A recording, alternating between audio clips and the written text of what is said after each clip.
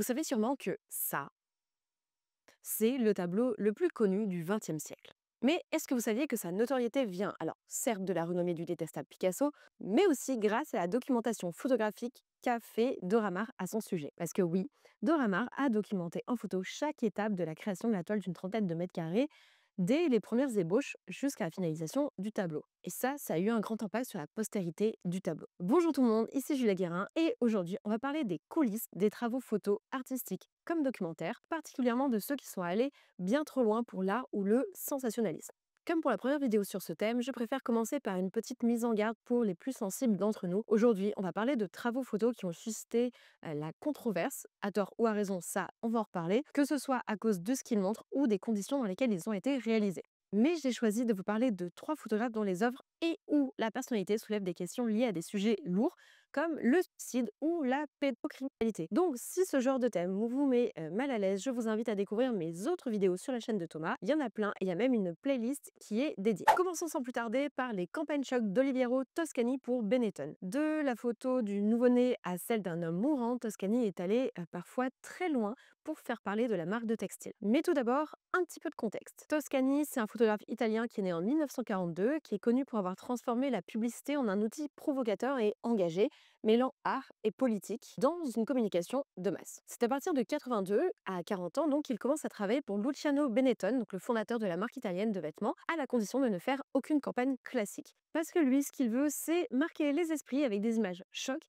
symboliques, sans produit visible et uniquement avec le logo de la marque. Des idées controversées du photographe, mais somme toute brillantes en termes de marketing, ont largement contribué à faire connaître United Colors of Benetton. Toscani pour Benetton, c'est ça. Un prêtre et une bonne sœur qui s'embrassent, des cœurs mis à nu, littéralement, un nourrisson blanc qui tète le sein d'une femme noire, des parties intimes de corps adultes tatoués, HIV positifs ou encore des vêtements ensanglantés pour dénoncer la guerre en Bosnie qui a eu lieu entre 92 et 95 et qui a vu produire des massacres, des nettoyages ethniques entre énormes guillemets, des déportations et des viols.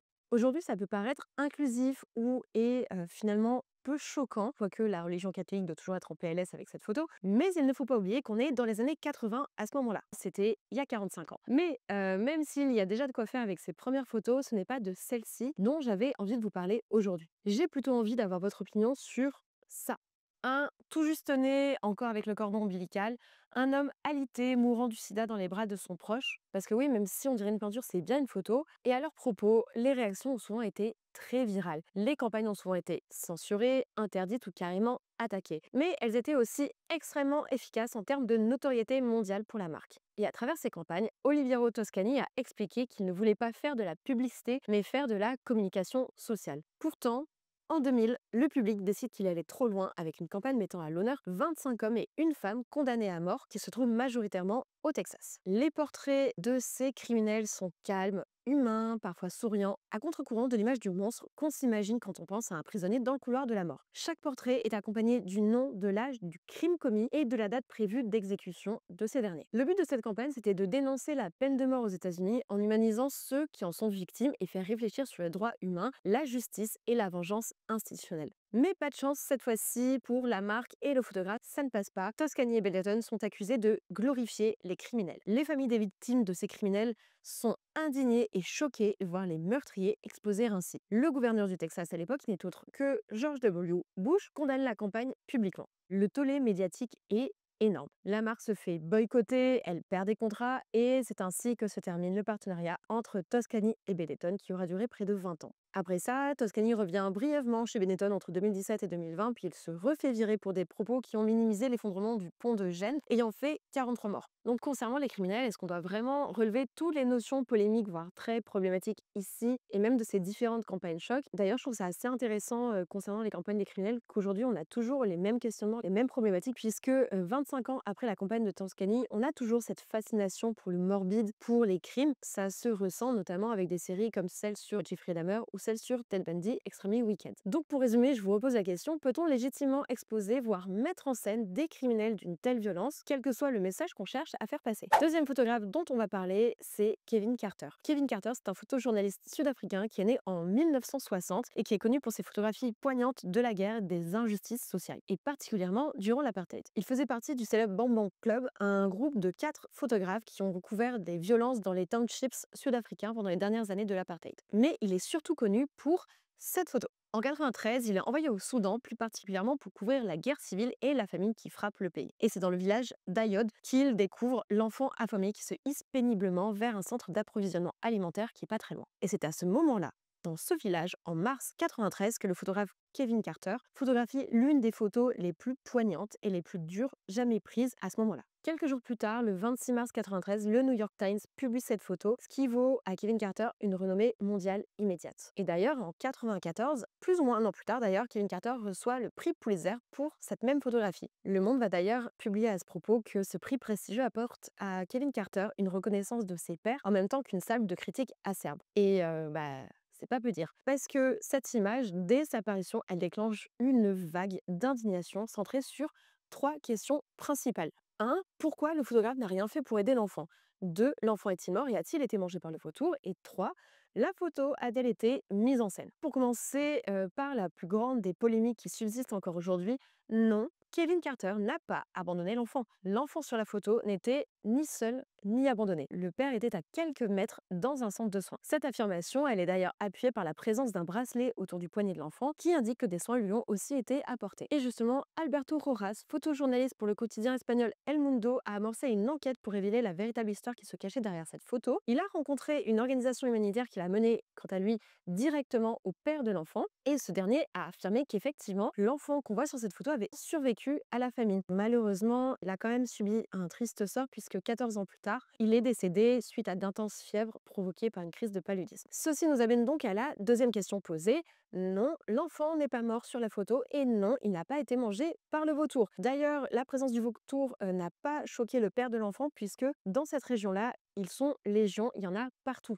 Et vient enfin la question de la mise en scène. Eh bien, là encore, non.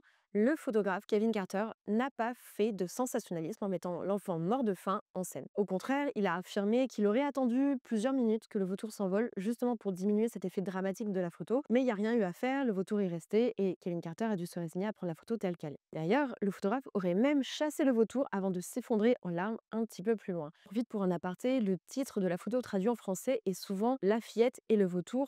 Or, on ne sait pas vraiment si cet enfant est un garçon ou une fille. Alors justement, petite mise à jour à ce sujet, j'ai un tout petit peu plus poussé les recherches pour avoir le fin mot de l'histoire. Le journaliste espagnol Alberto Roas, qui a bien mené l'enquête pour le journal El Mundo, a rencontré le père de l'enfant, qui a bien déclaré qu'il s'agissait d'un garçon sur la photo et qu'il s'appelait Kong Young. Et malheureusement, malgré le soutien de ses pairs et de ses proches, 3 mois après avoir reçu le prix Pulitzer en juillet 94, à 33 ans, Kevin Carter se donne la mort. On pourrait croire que ces polémiques virulentes ont eu raison de lui, mais son mal-être était bien plus profond que ça. Sur la note qu'il a laissée avant de mourir, il dit être hanté par les souvenirs des massacres et des cadavres qu'il a vus tout au long de sa carrière. Vous vous en doutez, ou vous le savez peut-être déjà, mais cette photo de l'enfant et du vautour de Kevin Carter a fait couler beaucoup d'encre et a soulevé pas mal de débats.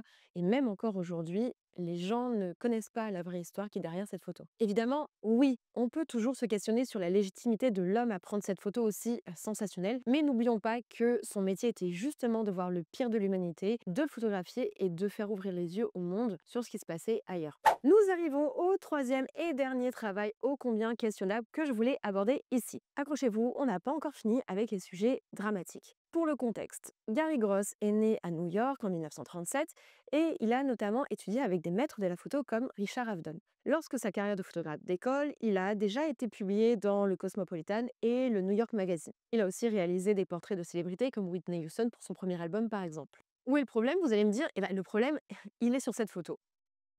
Sobrement intitulée La femme-enfant, on y aperçoit Brooke Shields. Elle a que 10 ans au moment de la photo. Cette photo, heureusement, elle n'est pas facilement trouvable sans censure aujourd'hui, quoique je l'ai quand même trouvée. Je peux vous affirmer qu'on y aperçoit Brooke Shields nue, maquillée, dans une baignoire, le corps couvert d'huile dans des poses sensuelles. La première fois que la photo est publiée, c'est dans le magazine Sugar and Spice de Playboy Press, donc déjà, ça vous annonce la couleur de ce qui va suivre, contre la modique somme de 450 $. C'est donc la mère de la fillette qui a cédé tous les droits à l'image de sa fille au photographe Gary Gross, sans doute par nécessité et ou méconnaissance du milieu. En plus de ça, en 1975, Gary Gross a 38 ans, c'est un photographe aguerri, il connaît le milieu, c'est un homme adulte qui sait ce qu'il fait finalement.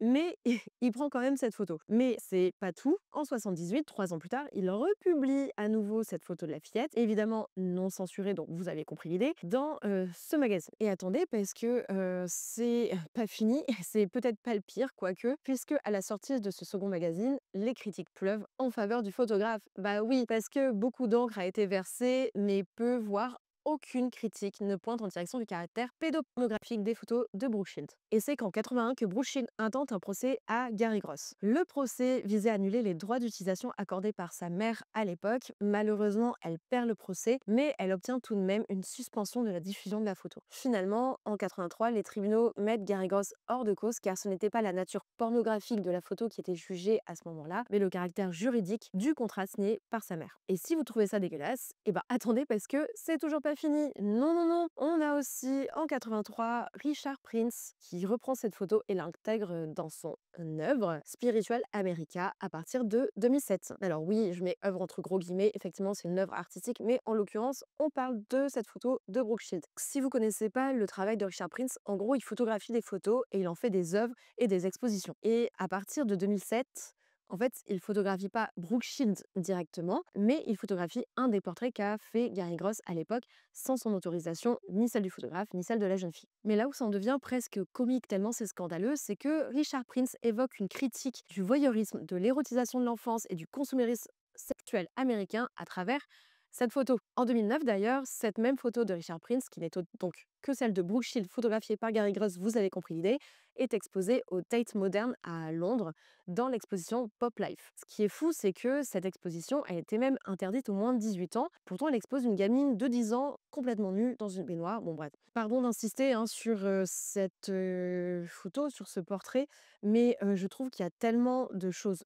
problématiques à ce sujet que ça me choque toujours autant alors que ça fait des années que je connais cette photo. Bref, la galerie Tate Modern a finalement retiré l'œuvre de l'exposition. Elle craignait qu'elle viole les lois sur l'obscénité, mais sans doute non sans menace du public et de la brigade des publications obscènes de la police métropolitaine. À ce moment-là, Brooke Shields, elle a 44 ans, elle s'exprime publiquement, elle parle de son indignation face à la réutilisation artistique de son portrait quand elle était enfant. Elle intente aussi un procès contre Prince, mais malheureusement, une fois encore, elle ne gagne pas. Prince, en fait, il a gagné en revendiquant une démarche critique et artistique et non commerciale de cette photo. Malgré tout ça, on peut quand même se consoler avec la suite de la vie d'artiste de Gary Gross. Mais apparemment, l'affaire Brooke Shields, elle a eu un impact significatif sur sa carrière. Elle a terni sa réputation dans le monde de la mode. En gros, il a été complètement blacklisté et s'est tourné en 2002 et jusqu'à son décès en 2010 vers la photo de chien. Oui, oui, vous avez bien entendu, la photo de chien, et plus précisément de vieux chiens, un choix qui reflétait sans doute quelque chose de sa propre humanité. Merci à tous d'être restés jusqu'à la fin de cette vidéo. C'est la deuxième que je fais sur le thème des photos ou des travaux photos qui sont allés trop loin sous couvert de l'art ou qui ont traité des sujets polémiques. Vous avez compris l'idée, je trouve ça hyper intéressant de connaître l'histoire autour d'une photo, pas que la photo en elle-même, d'aller un petit peu plus loin dans la réflexion que juste c'est nul, c'est bien, c'est moyen. Si vous avez d'autres artistes en tête dont vous aimeriez que je traite un petit peu l'histoire, n'hésitez pas à le mettre en commentaire. Ce sont des sujets qui me tiennent particulièrement à cœur, vous l'aurez compris, même si j'essaie d'apporter un petit peu de légèreté à ce genre de sujet. Je vous cache pas que c'est hyper lourd à traiter, vous imaginez pas les horreurs que j'ai pu voir dans les photos quand j'ai fait les recherches. Le meilleur moyen pour me soutenir et m'encourager à continuer à traiter ce genre de sujet sous cette forme-là notamment, c'est de liker la vidéo, peut-être de commenter si le cœur vous en dit et de vous abonner à la chaîne. Merci beaucoup et on se retrouve le mois prochain pour une nouvelle vidéo. Salut!